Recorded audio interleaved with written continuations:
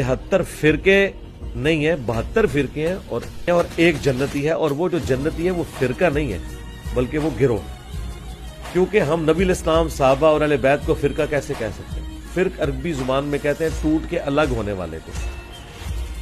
اب کیا صحابہ، اہل بیت اور نبی صلی اللہ علیہ وآلہ وسلم کسی بڑے فرقے سے ٹوٹ کے الگ ہوئے تھے کہ وہ فرق تھے؟ فرق تو لفظ ہی ایک گالی ہے جو آپ پیغمبر کو یا ان کے ساتھیوں کو یا ان کے اہل البیت کو دے ہی نہیں سکتے۔ وہ تو فرقہ ہی نہیں تھے، وہ تو ملت ابراہیمی تھی، وہ تو اللہ کا ریلیجن اسلام تھا۔ فرقے اس سے ٹوٹ کے الگ ہوئے۔ درخت سے جب پتے فرق ہوتے ہیں تو ہم انہیں کہتے ہیں یہ فرقہ ہے۔ پتا یہ نہیں کہہ سکتا کہ ایک فرقہ میں ہوں اور ایک فرقہ یہ درخت ہے، تو درخت کہے گا کہ تو مجھ سے ٹوٹ کے الگ ہوا، میں تو تیری اصل تھا۔